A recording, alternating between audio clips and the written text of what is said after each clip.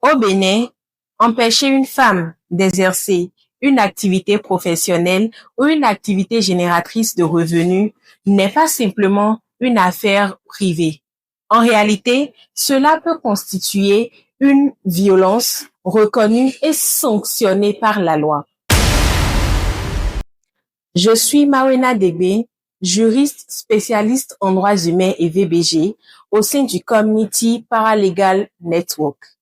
Aujourd'hui, nous allons aborder la question de la violence économique. La violence économique est une forme de violence basée sur le genre, souvent silencieuse. De manière simple, elle apparaît dès lors qu'une personne utilise son pouvoir pour empêcher une femme d'être autonome financièrement.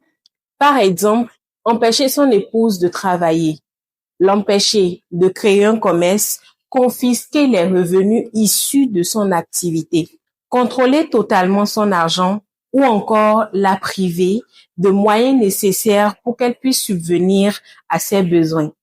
Ces comportements ne sont pas des actes normaux dans une relation. Ils portent atteinte aux droits économiques et à la dignité de la femme. La loi 2011-26 du 9 janvier 2012 portant prévention et répression des violences faites aux femmes reconnaît la violence économique comme une forme de violence faite aux femmes.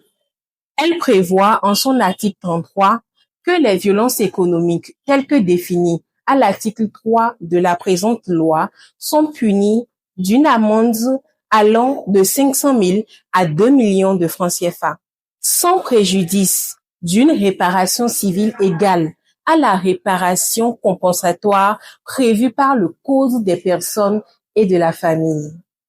Comprenez donc ceci, interdire à une femme de travailler ou d'exercer une activité génératrice de revenus n'est pas une simple décision familiale. Dans certaines situations, cela peut être considéré comme portant atteinte à ses droits.